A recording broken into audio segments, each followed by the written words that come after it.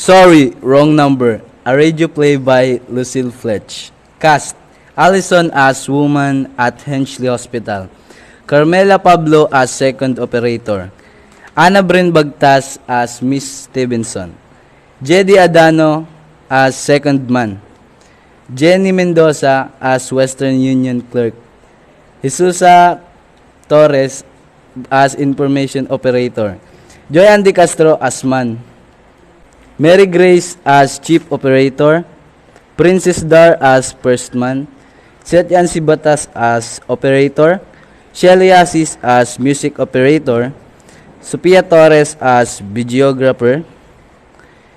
And Sergeant Pakita as third operator.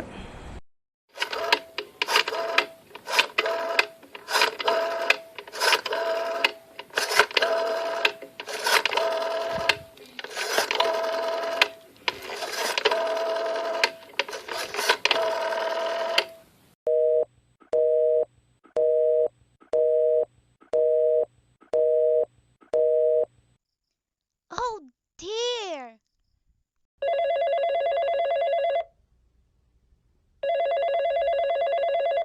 Your call, please. Operator, I've been dialing Murray Hill 40098 now for the last 3/4 of an hour, and the line is always busy. But I don't see how it could be busy that long. Will you try it for me, please? Murray Hill 40098. One moment, please. I don't see how it could be busy all the time. It's my husband's office. He's working late tonight, and I'm all alone here in the house. My health is very poor, and I've been feeling so nervous all day. Ringing Murray Hill 40098.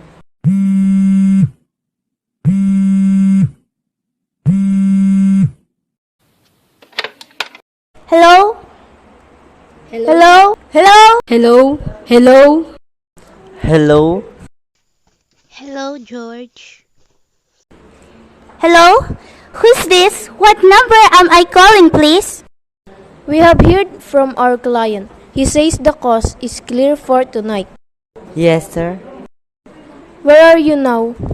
In a phone booth. Okay, you know the address? At 11 o'clock, the private patrolman goes around to the bar on 2nd Avenue for a beer. Be sure that all the lights downstairs are out. There should be only one visible from the street. At 11:15, a subway train crosses the bridge. It makes a noise in case her window is open and she Oh, should hello! What number is this, Okay, please? I understand. Make it quick, as little blood as possible. Our client does not wish to make her suffer long. A knife. Okay, sir. Yes, a knife will be okay. And remember, remove the rings and bracelet and the jewelry in the bureau drawer. Our client wishes it to look like simple robbery. Okay, I get.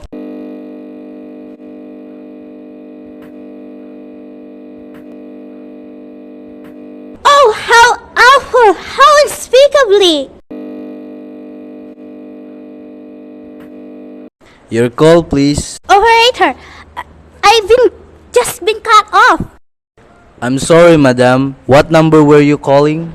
Why, it was supposed to be Mar Hill 40098, but it wasn't.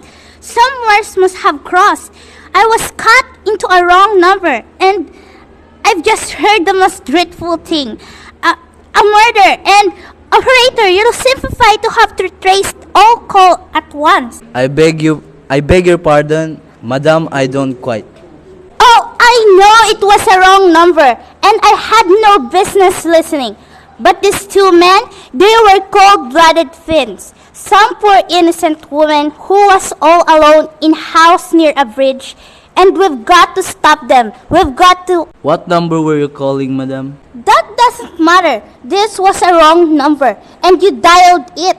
And we've got to find out what it was immediately. But, madam... Oh, why are you so stupid? Look, it was obviously a case of some slit. Oh, off the finger? I told you to try Murray Hill 40098 for me, and you dialed it, but your finger must have split, and I was connected with some other number, and I could hear them, but they couldn't hear me. Now, I simplify failed to see why you couldn't make that same mistake again. On purpose, why you couldn't try to dial Murray Hill 40098 in the same careless sort of way? Murray Hill 40098. I will try to get it for you, madam. Thank you. I am sorry. Murray Hill 40098 is busy. Operator! Operator! Yes, madam.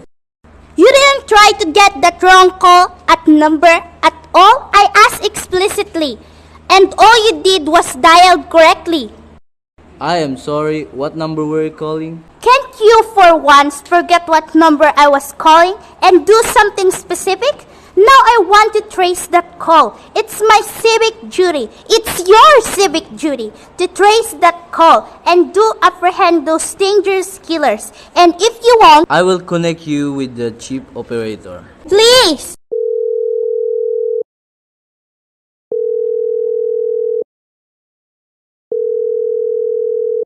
This is the chief operator. Chief Operator, I want you to trace a call, a telephone call, immediately.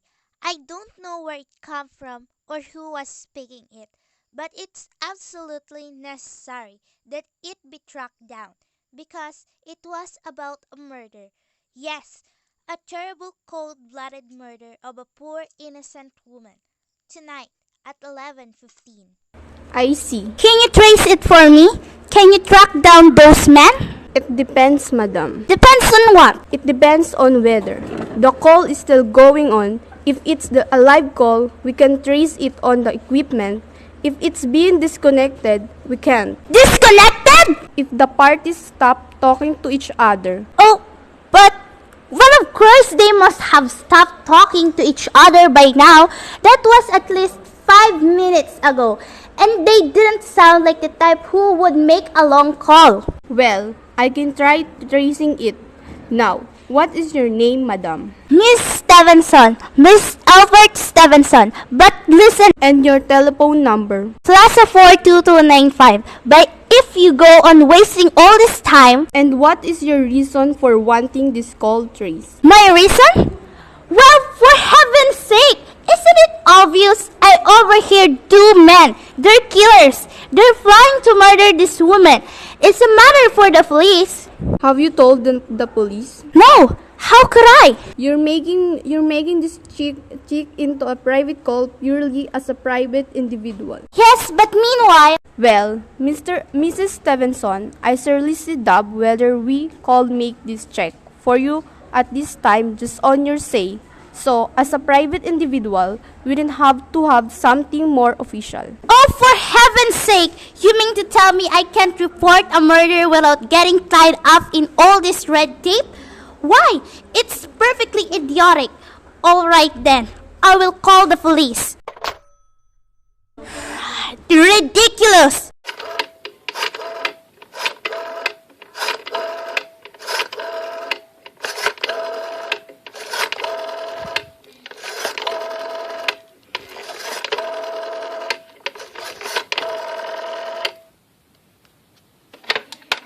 Your call, please. The police department, please. Ringing the police department.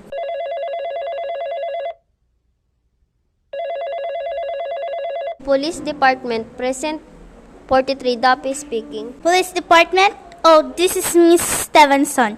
Mrs. Albert Cynthia Stevenson of 53 North Suran Place. I'm calling to report a murder. I mean, the murder hasn't been committed yet. I just overheard plans for it over the telephone. Over wrong number that operator gave me. I've been trying to trace down the call myself, but everybody is so stupid. And I guess, in the end, you're the only people who could do anything. Yes, ma'am. It was a perfectly definite murder. I heard their plans distinctly. 2 men were talking and they were going to murder some woman at 11:15 tonight. She lived in a house near a bridge. Yes, ma'am. About 8 minutes ago, Oh, then you can do something. You do understand. I see. And there was a private patrolman on the street. He was going to go around for a beer on 2nd Avenue. And there was some third man, a client, who was paying to have this poor woman murdered. They were going to take her rings and bracelets and use a knife. Well, it's unnerved me dreadfully. And I'm not well. And what is your name, ma'am? Mrs. Stevenson. Miss Albert Stevenson. And your address? 53 North Suran Place. That's near a bridge, the Queensburg Bridge. You know, and we have a private patrolman on our street and 2nd Avenue. What was the number you were calling? Hill 40098. But that wasn't the number I overheard. I mean, Hill 40098 is my husband's office. He's working late tonight, and I was trying to reach him to ask him to come home. I'm an invalid, you know, and it's the maid's night off, and I hate to be alone. Even though he says I'm perfectly safe as long as I have the telephone right beside my bed. Well, look into it, Mrs. Stevenson, and see if we can check it with the telephone company. The telephone company said they couldn't check the call if the parties had stopped talking. I've taken care of that. Oh, yes? Personally, I feel you ought to do something far more immediate and drastic than just check the call. What good does checking the call do if they've stopped talking? By the time you track it down, they already have committed the murder. Well, take care of it, lady. Don't worry. I'd say the whole thing calls for a search, a complete and throughout search of the whole city. I'm very near a bridge, and I'm not far from 2nd Avenue, and I know I'd feel a whole lot better if we sent a rescue car to its neighborhood at once.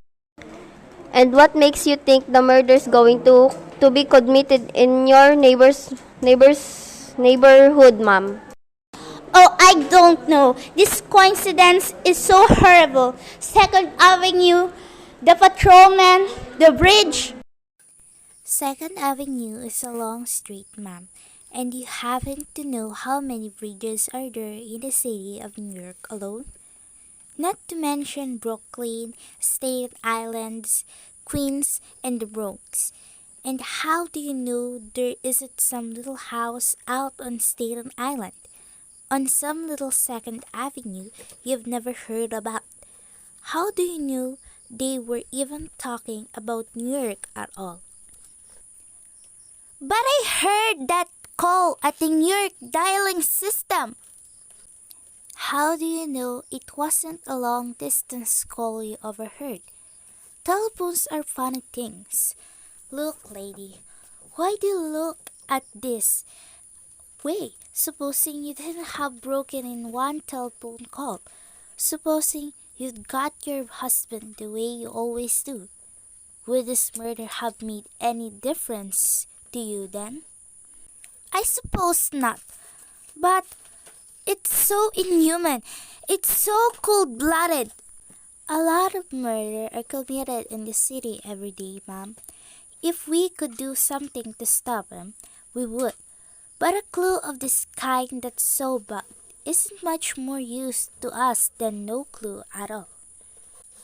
But surely, unless, of course, you have some reason for thinking this call is phony, and that someone may be planning to murder you. Me? Oh no, I hardly think so.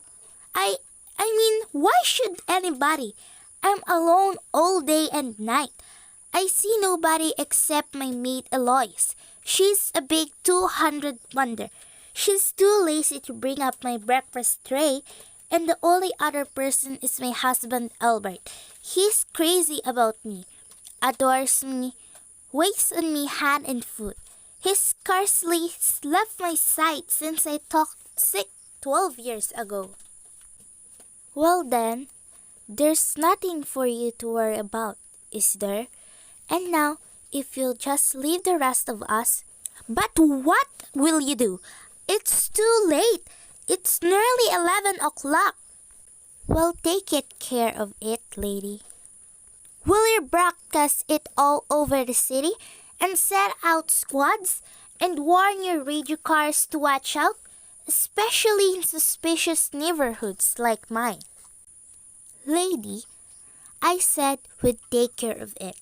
Just now, I've got a couple of other matters here on my desk that requires my immediate... Oh! Idiot!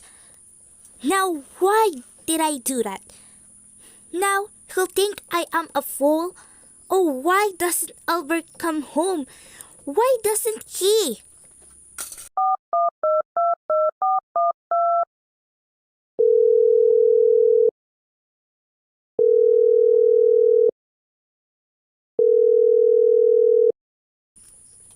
Your call, please. Operator, for heaven's sake, will you ring that Murray Hill 40098 again? I can't think what's happening him so long. Ringing Murray Hill 40098.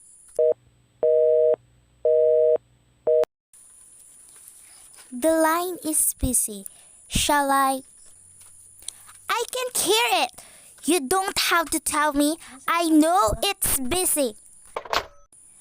If I could only get out of this bed for a little while, if I could get a breath of fresh air, or just lean out the window and see the street.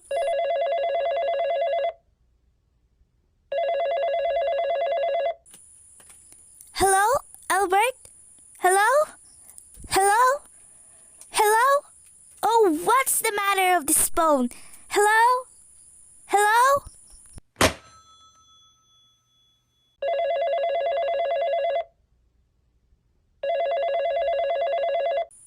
Hello? Hello? Oh, for heaven's sake, who is this? Hello? Hello? Hello?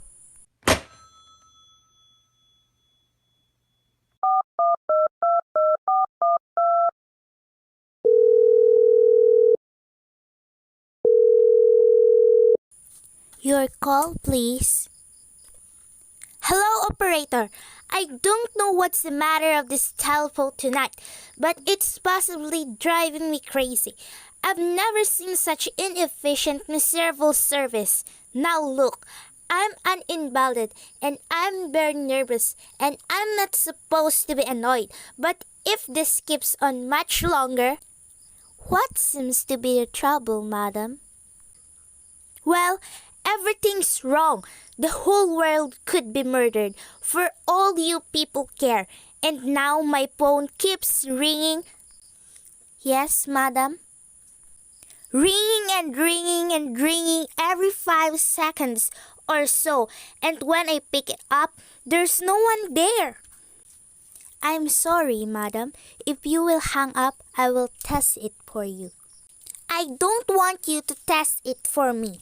I want you to put through that call, whatever it is, at once. I am afraid that is not impossible, madam. Not possible? And why? May I ask? The system is automatic, madam.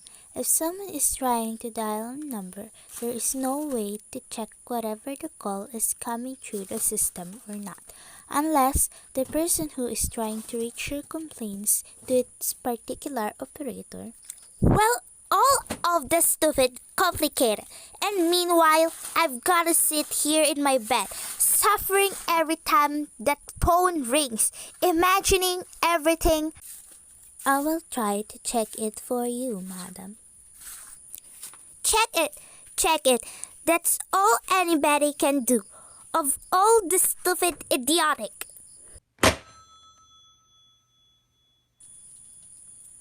Oh, what's the use?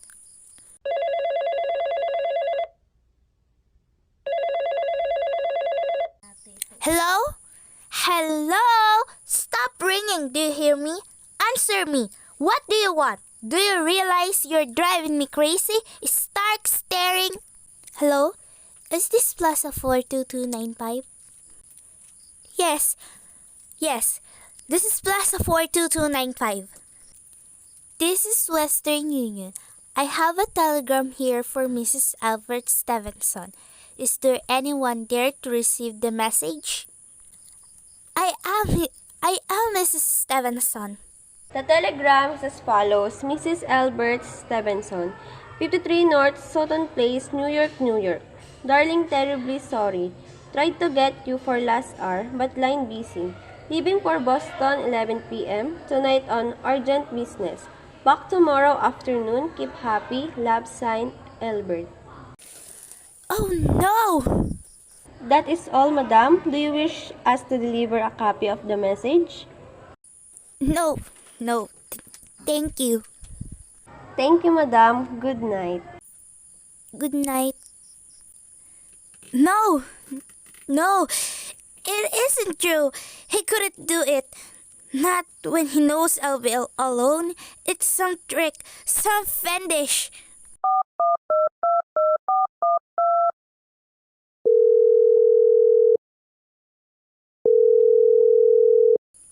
Your call, please. Operator, try that Marhill 40098 number for me just once more, please. Ringing Marhill 40098.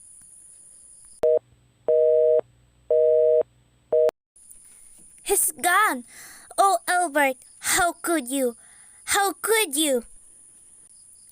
But I can't be alone tonight. I can't. If I'm alone, one more second, I don't care what he says or what the expense is. I'm a sick woman. I'm entitled.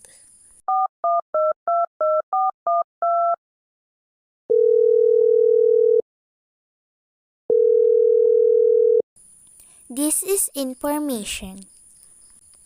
I want the telephone number of Henchley Hospital. Henchley Hospital? Do you have the address, madam? No, it's somewhere in the 70s too. It's a very small, private, and exclusive hospital where I had my appendix out 2 years ago. Henchley. Henc.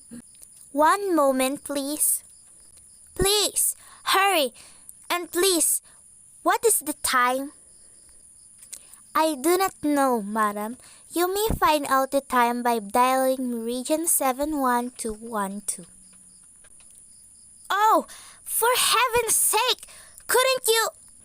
The number of Henchley Hospital is Butterfield 70105, madam. Butterfield 70105.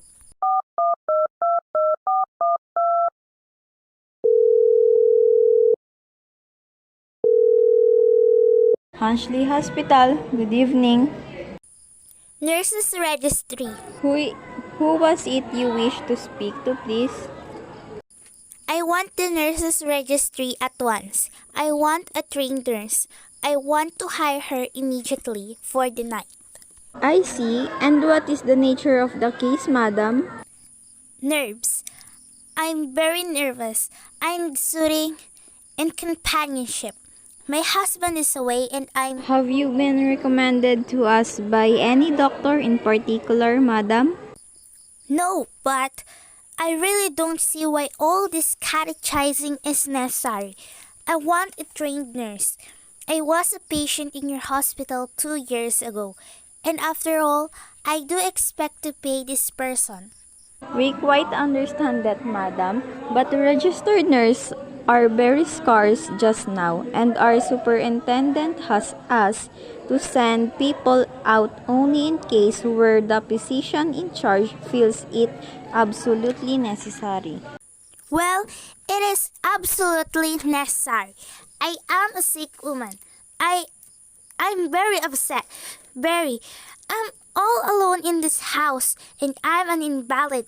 And tonight I overheard a telephone conversation that upset me dreadfully about a murder. A poor woman who was going to be murdered at 11:15 tonight. In fact, if someone doesn't come at once, I'm afraid I'll go out of my mind. I see. Well, I speak to Miss Phillips as soon as she comes in. And what is your name, madam? Miss Phillips? And when do you expect her in? I really don't know, madam. She went out to supper at 11 o'clock. 11 o'clock? But it's not 11 yet. Oh, my clock has stopped. I thought it was running down. What time is it? Just 14 minutes past 11. What's that? Was what that, madam? That click just now in my own telephone? As to someone had lifted the receiver of the hook of the extension phone downstairs. I don't hear it, madam, now, but this. But I did. There's someone in this house. Someone downstairs in the kitchen. And they're listening to me now. I won't pick it up. I won't let them hear me. I'll be quiet. And they'll think. But if I don't call someone now, while they're still down there, there will be no time.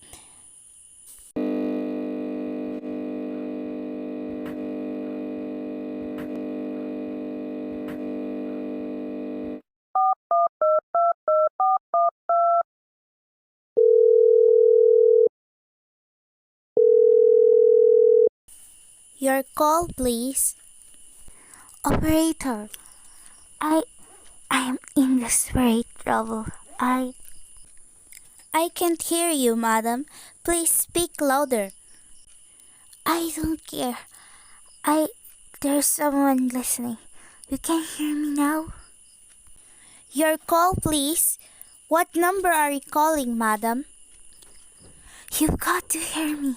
Oh, please. You've got to help me. There's someone in this house.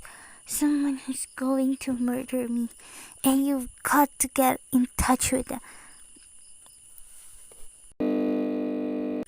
Oh, there is it. He's put it down. He's put down the extension. He's coming. He's coming up the stairs. Give me the police department. The police. Ringing the police department. You dare touch me!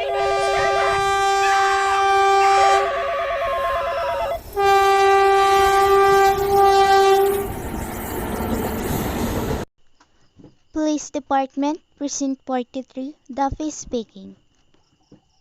Police Department, Duffy speaking. Sorry, wrong number.